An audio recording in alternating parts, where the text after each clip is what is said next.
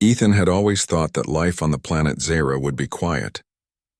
He had come as an engineer, trained to maintain the various mechanical systems that kept the alien royal palace functioning smoothly. Floating halls, gravity lifts, and intricate mobility devices for the princess were all his responsibility. The job was routine, but he liked it. He liked the simplicity of machines, the logic of their operation, and the fact that no one expected anything more from him than that he keep them working.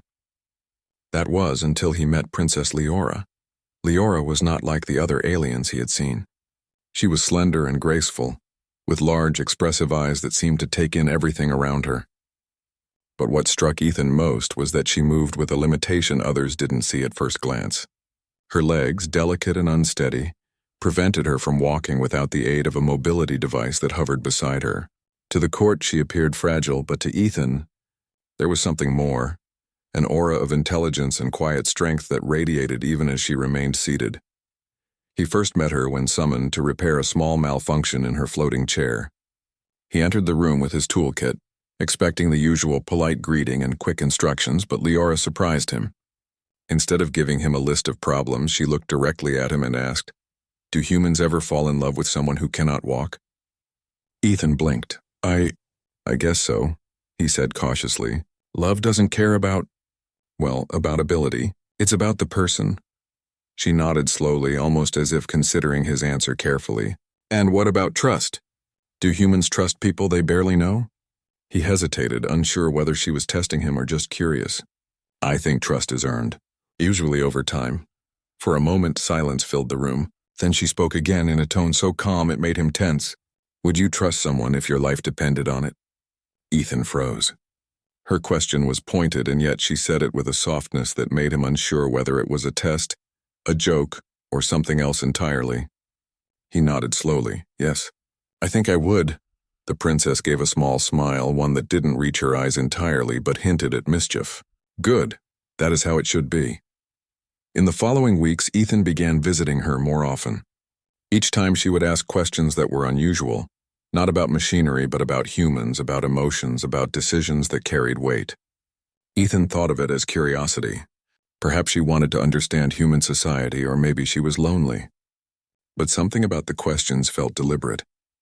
They were not idle, not casual. They were precise, meant to observe and measure him. One evening, Ethan was called to her quarters to adjust the hover system of her chair. The palace was quiet, the corridors dimly lit, and the usual hum of the machinery made it feel almost peaceful. As he worked, he noticed a door slightly ajar, one that he hadn't seen open before. Curiosity got the better of him, and he pushed it gently, revealing a small archive room. Papers were stacked neatly in rows, glowing with soft holographic light. Ethan's eyes were drawn to a folder labeled with unfamiliar symbols. It flickered, almost as if inviting him closer. When he opened it, he nearly dropped it. Inside were documents, lists, and diagrams, some showing protocols for royal selection, others describing potential candidates for future alliances. And then his eyes widened in disbelief. There, in clear text, was his name, marked as a candidate for the princess's future consort. He stumbled back, his heart racing. His mind refused to process what he had just seen. Surely there must be some mistake. He had only come to repair machines, not to be drawn into royal politics or marriage discussions. "Ethan." The voice behind him was calm, yet held a weight that made him tense. He turned to see Princess Leora standing at the threshold. She wasn't in her usual mobility chair. She was standing, supported by a staff, a faint glow surrounding her form. Her expression was unreadable. "Now that you know," she said softly, "will you run away?" Ethan shook his head, words failing him. He could feel his pulse in his ears. I don't understand," he stammered. "Why me? I'm just an engineer." She took a slow step closer, leaning slightly on her staff. "Because you see me," she said. "You see me, not my limitations. You treat me as a person, not as someone fragile. That is rare among humans and aliens alike. I have watched you, Ethan. I have measured your words, your patience, your kindness, and I have decided." Ethan swallowed hard. His mind was spinning, trying to grasp what she meant. "Decided what?" "That you are the one I wish to walk beside me," she said simply. "Not because of duty, not because of politics, but because I want you. I want someone who values me as I am, and I have chosen you." Ethan's knees felt weak. He had expected many things when he came to Zara, but never this. He wanted to speak, to protest, to ask questions, but his voice caught in his throat. Leora's eyes softened. "I know this is sudden. I know it seems impossible. But I have prepared for this moment longer than you can imagine. I have trained in secret, strengthened my body in ways the court will not see, and I have learned the traditions well enough to protect both of us." Ethan finally found his voice, though it was shaky. Why didn't you tell me sooner?" She tilted her head slightly, a hint of humor in her eyes. "Because, Ethan, some truths are only meaningful when discovered. And I wanted to see if you would truly see me, beyond what is visible, before making your choice." For hours they spoke in that quiet room, discussing possibilities, fears, and expectations. Ethan realized that Leora's choice was not only bold but dangerous. The court would never accept a human as her consort without challenge. But the more he spoke with her, the more he understood the depth of her resolve. She was not fragile. She was not helpless. She was a princess who had mastered patience, strategy, and endurance. By the time the first light of the twin suns touched the palace windows, Ethan felt a mix of awe and fear. He had always respected her, but now he understood her power, not physical, but in will, mind, and heart. Over the next few days, Ethan noticed subtle changes in Leora's behavior. She asked him about human ceremonies, about traditions surrounding partnership and commitment. She observed his reactions carefully, noting hesitation or eagerness. Sometimes she asked questions that made him laugh nervously, and other times questions that made him think deeply about loyalty, trust, and courage. One evening he found her watching the stars from a balcony, the twin moons reflected in her eyes. "Do you believe humans are capable of great bravery?" she asked softly. Ethan considered her question carefully. "Yes," he said, "but not because humans are fearless. They are brave because they face fear and keep going anyway." She smiled faintly. "Good answer. That is the kind of courage I seek. In a consort, in a partner, in someone who will stand by me when the world opposes us." Ethan realized then that she had been preparing him in subtle ways to be ready for this. He was not just her engineer. He was being tested, guided, and observed, without even realizing it. The palace corridors no longer felt ordinary to him. Every glance, every question from Leora carried weight. Every moment was a puzzle, and he was part of it. He did not know what would come next, but he knew one thing. Nothing about this assignment was ordinary anymore. By the end of the week, Ethan was summoned again to her private quarters. The royal council had begun discussing arrangements for her future, unaware that she had already made her choice. Papers were shuffled, voices were raised, but she remained calm, seated in her chair with a quiet intensity that made Ethan feel both nervous and inspired. She looked at him and said, "The council believes they decide who walks beside me. But I have already decided, and if you choose to accept, you will walk beside me not as a subject, not as an assistant, but as my partner." Ethan felt the weight of her words sink in.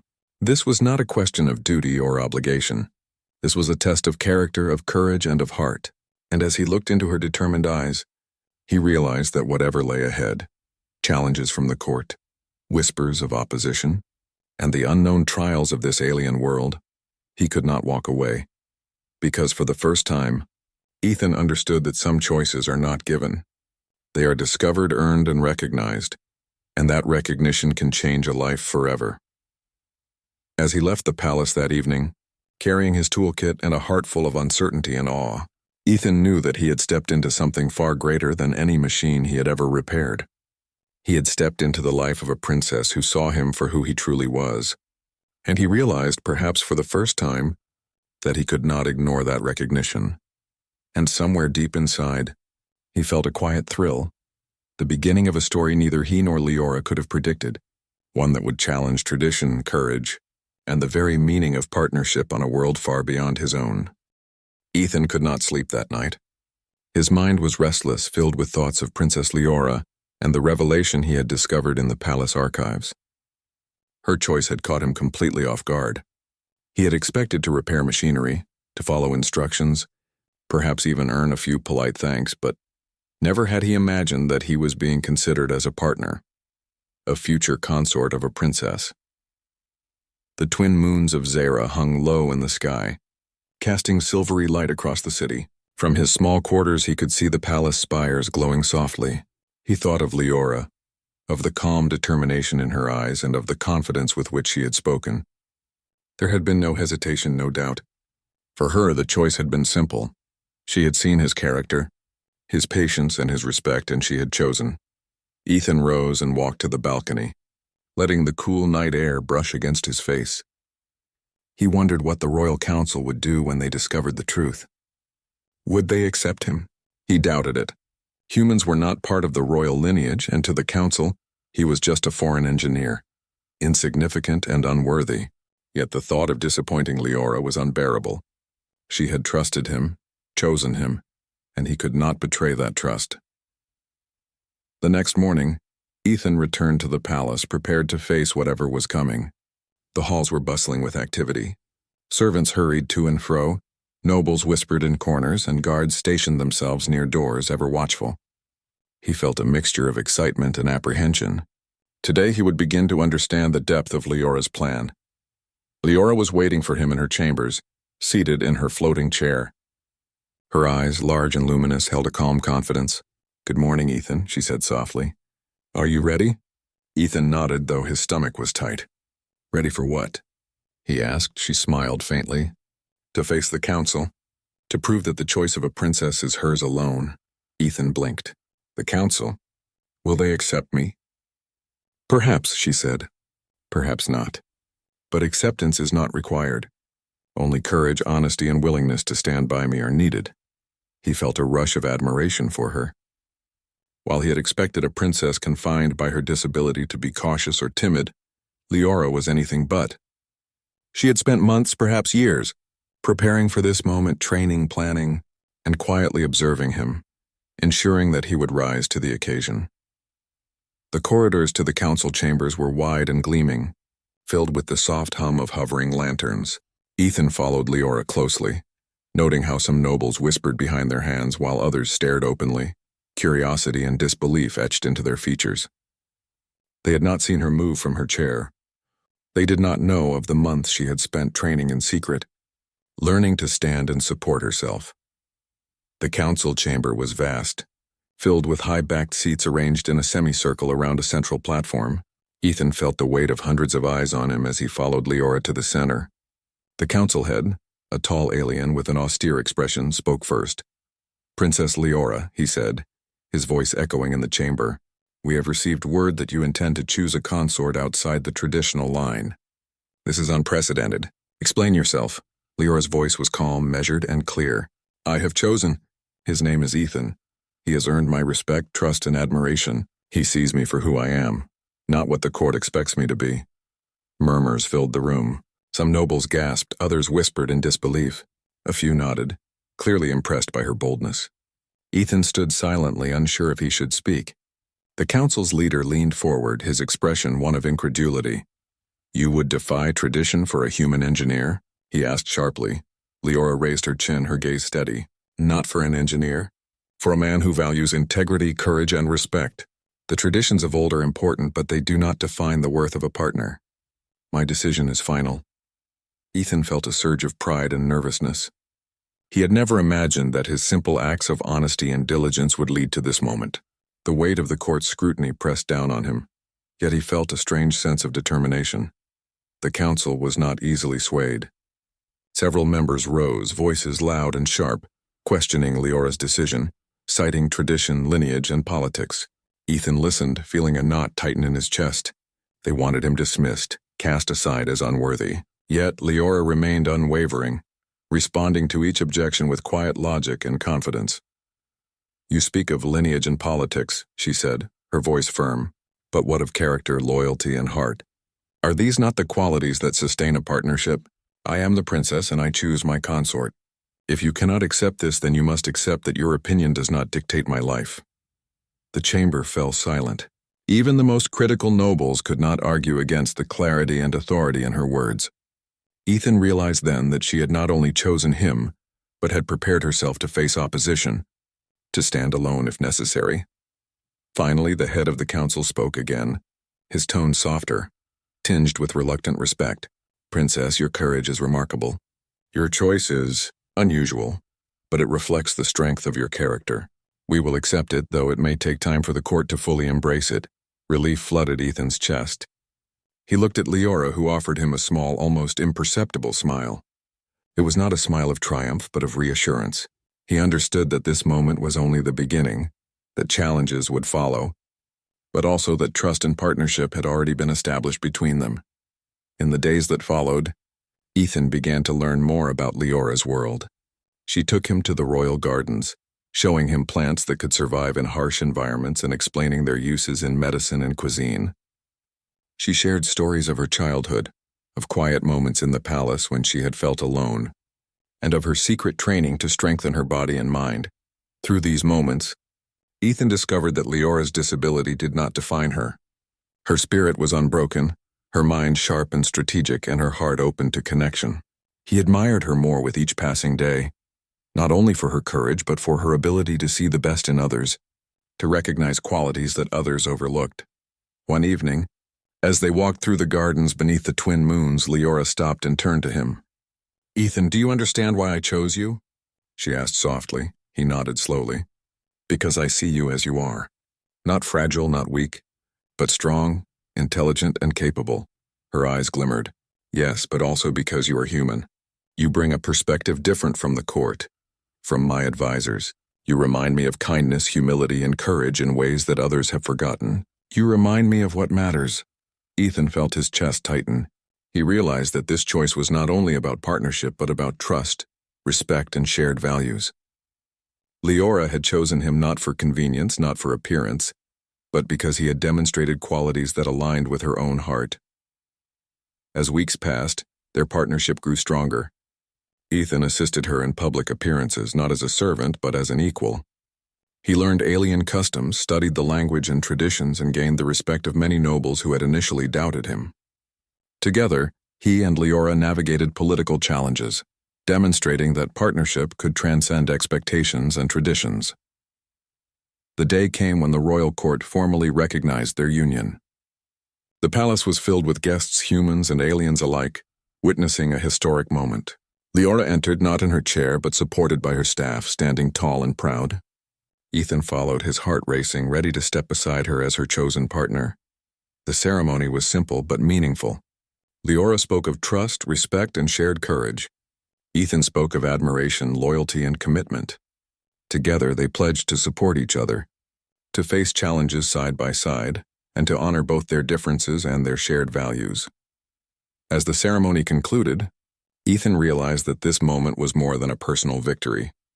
It was a statement that love, trust, and respect could transcend boundaries, disabilities, and tradition. It was proof that a human, chosen not for lineage but for character, could stand beside a princess and face the world together.